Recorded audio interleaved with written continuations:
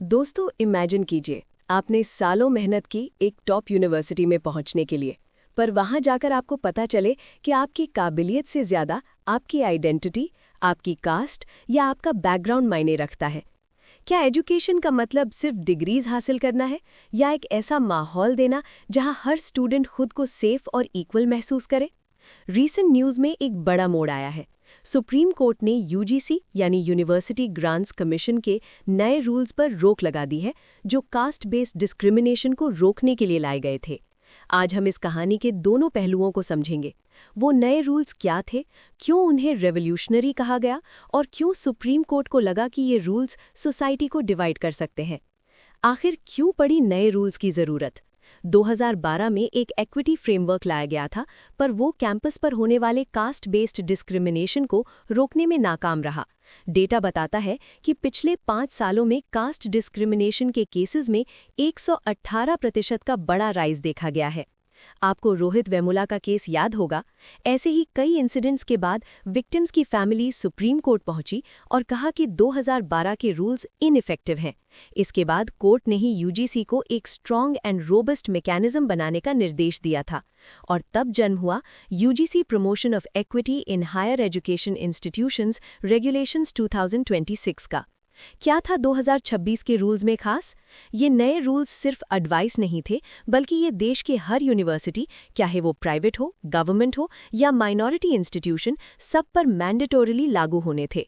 These sources highlight some key elements. 1. Equal Opportunity Centers। Her campus पर एक EOC बनाना जरूरी था जो डिस्क्रिमिनेशन की कंप्लेंट्स को एड्रेस करे।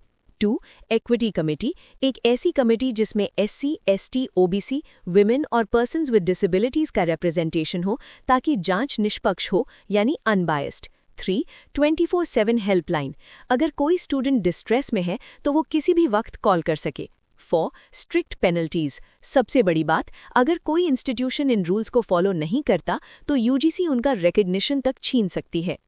अब बात कर लेते हैं कंट्रोवर्सी क्यों हुई। दोस्तों, हर कहानी के 2 साइड्स होते हैं। जहां एक तरफ लोग इसका सपोर्ट कर रहे थे, वहीं दूसरा तरफ एक बड़ा ग्रुप इसके खिलाफ खड़ा हो गया।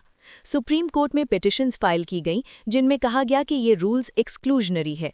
क्रिटिक्स और जनरल कैटेगरी के लोगों का मानना था कि ये रूल्स सिर्फ एससी, एसटी और ओबीसी के बारे में बात करते हैं, जैसे कि जनरल कैटेगरी के खिलाफ डिस्क्रिमिनेशन हो ही नहीं सकता। उनका कहना था कि ये आर्टिकल 14 राइट टू इक्वालिटी का वायलेशन है। लोगों को डर था कि ये रूल्स काफ़ी वेग हैं, जिसका गलत इस्तेमाल करके किसी के खिलाफ भी फॉल्स केसेस फाइल किए जा सकते हैं। इसी वजह से हमने सड़कों से लेकर सोशल मीडिया तक बड़े प्रोटेस्ट्स देखे। फाइनली चीफ जस्टिस सूर्यकांत और जस्टिस माल्या बागची की बेंच ने इस पर सुनवाई की। कोर्ट ने अभी के लिए इन रूल्स के इम्प्लीमेंटेशन पर रोक लगा दी है। सीजेआई सूर्यकांत ने एक बहुत गहरी बात कही।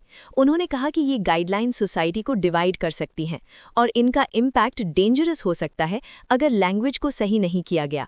कोर्ट का मानना है कि नियम तो आने चाहिए, पर उनके शब्द इतने क्लियर होने चाहिए कि उनका मिसयूज ना हो सके। Now what lies ahead. दोस्तों, जब तक फाइनल डिसीजन नहीं आता, तब तक पुराने 2012 वाले रूल्स ही फोर्स में रहेंगे।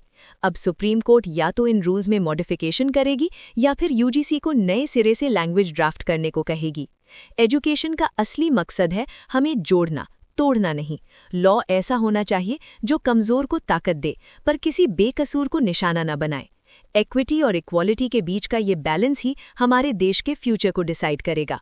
आपको क्या लगता है, क्या ये रूल्स डिस्क्रिमिनेशन खत्म करने के लिए ज़रूरी है, या सीजेआई की बात सही है कि ये सोसाइटी को बांट सकते हैं? कमेंट सेक्शन में अपनी राय ज़रूर बताएं।